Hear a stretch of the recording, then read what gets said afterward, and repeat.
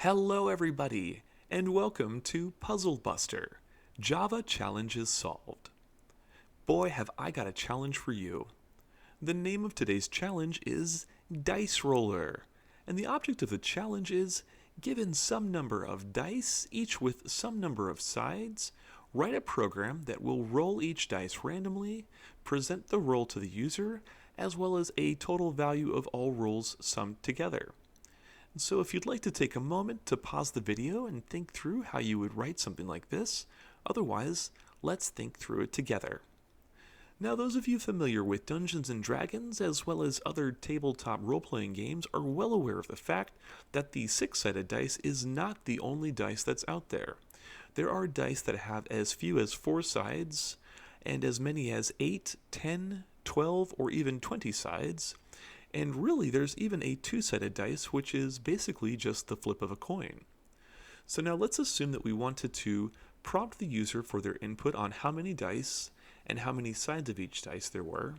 We could then take those numbers and pass them through to a method that would roll the dice based on those two numbers, using an element of random to do each roll, perhaps through a loop that would calculate how many dice there were to be rolled, and after rolling each dice and coming to no more dice to roll, would terminate the loop and then present a total of all of the rolls together. So let's go ahead and dive into our Eclipse and begin to write this. We have here an empty dice.java file, and we'll go ahead and start with our import statements. We're going to import from the Java library, the utility package, the random object. We're also going to import from the Java library and the utility package, the scanner object for the user input, and then we'll declare our public class dice. In this public class, we're going to have a couple of static variables, some integers that we'll call dice sides and dice count. We'll also go ahead and declare our random and scanner object as being static.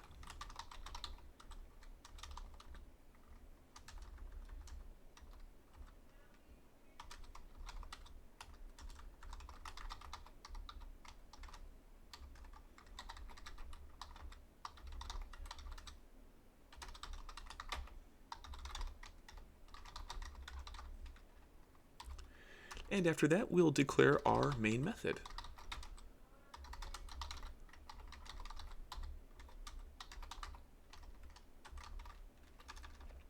The main method will do nothing more except to call the getDice method, which will be the method that will prompt the user for their input. And so outside of the main method, we'll go ahead and declare our getDice method.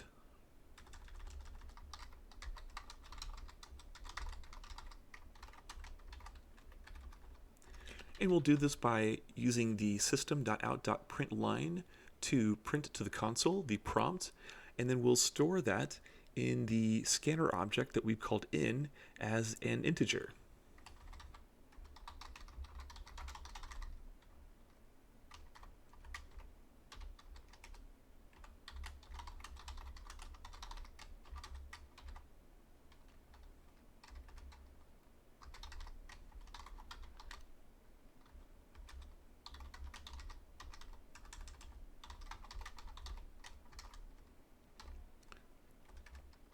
We'll store the first number, the dice count, in the dice count variable.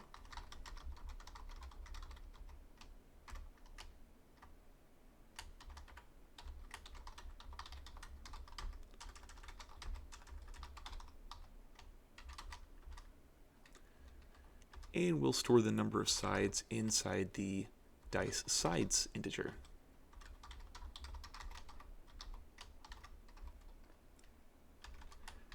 And just for formatting purposes, we'll also print out an empty carriage return. Now from here, we're going to call our roll dice method. We're going to pass through as arguments the dice count and the dice sides. Then outside of that, we're going to go ahead and declare the roll dice method. accepting as integer values that we'll call dCount and dSides.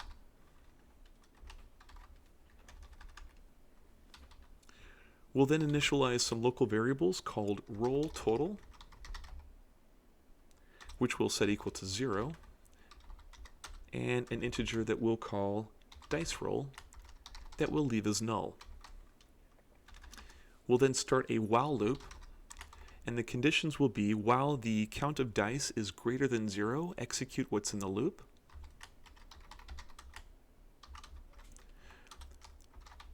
And once we've gotten down to the last dice, the loop will terminate. In order to get it down to a final dice, we are going to decrement the dCount. Then we'll set our dice roll equal to the next random integer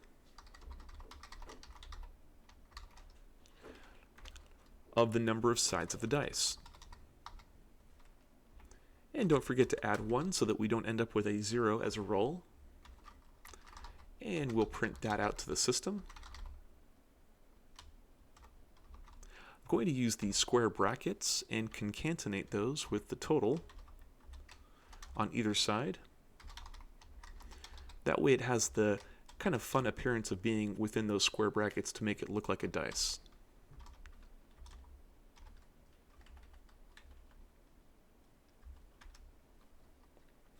Then I will add to the roll total that particular roll.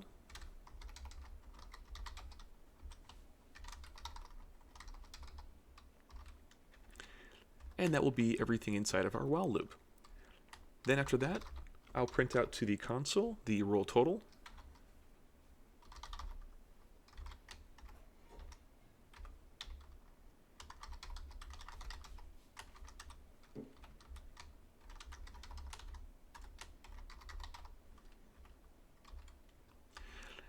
And at the very end, I'll call the getDice method one more time to give the user a chance to do it all over again. Alright, so if we've done everything correctly, this should execute just the way we planned.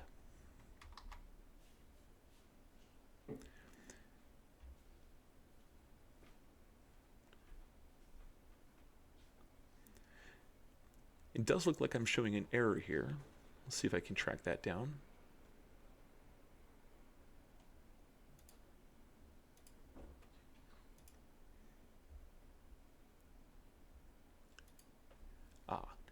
I've forgotten the S on my dice sides variable.